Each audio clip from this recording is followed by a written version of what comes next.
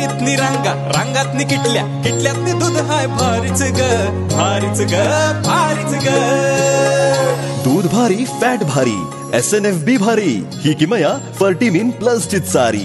गोकुळच्या महालक्ष्मी पशुखाद्य कारखान्यानं आपल्या दूध उत्पादकांसाठी नव्यानं उपलब्ध केलेलं सीविड युक्त मिनरल मिक्सचर फर्टिमिन प्लस. दुधाला रेट, वर्षाला वेद. आपल्या डेअरीतून आजच आणा फर्टिमिन प्लस.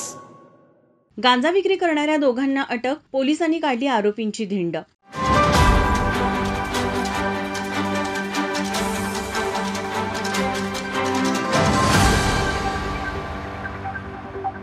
राजारामपुरी पोलिसांनी आज शिवाजी विद्यापीठ बस स्टॉप आणि KSBP चौक राजाराम कॉलेज या 2 ठिकाणी कारवाई करत गांजा विक्री करणाऱ्या दोघांना ताब्यात घेतलं. सुदर्शन हवालदार आणि मोहम्मद सिद्दीकी अशी त्या दोघांची नावे असून पोलिसांनी त्यांच्याकडून सुमारे 1.25 किलो वजनाचा गांजा आणि 2 मोपेड असा सुमारे 1,83,000 रुपयांचा मुद्देमाल जप्त केलाय. पोलीस अधीक्षक महेंद्र पंडित यांनी अंमली पदार्थ तस्करी, साठा आणि विक्री करणाऱ्यांवर कारवाईच्या सूचना दिल्या होत्या. शहरासह जिल्ह्यात सर्वत्र पोलिसांकडून अंमली पदार्थांविरोधात कारवाईचा धडाका सुरू केलाय. राजारामपुरी पोलिसांनी शिवाजी विद्यापीठ परिसरात बस स्टॉप नजीक मोपेडवरून गांजा विक्री करणाऱ्या राजारामपुरी परिसरातील सुदर्शन हवालदार याला ताब्यात घेतलं. त्याच्याकडून 800 ग्रॅम वजनाचा गांजा आणि ॲक्सेस मोपेड असा सुमारे 1.25 लाखाचा मुद्देमाल जप्त केला. तर राजाराम कॉलेज इथल्या KSBP चौकात कारवाई करत नांदणी येथे राहणाऱ्या मोहम्मद सिद्दीकी याला गांजा विक्री करताना ताब्यात घेतला आहे. पोलिसांनी त्याच्याकडून 900 ग्रॅम वजनाचा गांजा आणि 40,000 रुपये किमतीची मोपेड जप्त केली. पोलिसांनी दोन्ही कारवायांमध्ये एकूण सुमारे 1,83,000 रुपयांचा मुद्देमाल जप्त केला आहे. पोलिसांनी गांजा विक्री करणाऱ्या या दोन्ही आरोपींची राजारामपुरी परिसरात धिंड काढली. या कारवाईत पोलीस निरीक्षक सुशांत चव्हाण, सहाय्यक पोलीस निरीक्षक भरत साळुंके, पोलीस उपनिरीक्षक दत्तात्रय भोजने, सहाय्यक फौजदार समीर शेख, संदीप सावंत, अमोल पाटील, सुशांत तळप, विशाल शिरगावकर, नितीश बागडी यांनी सहभाग घेतला.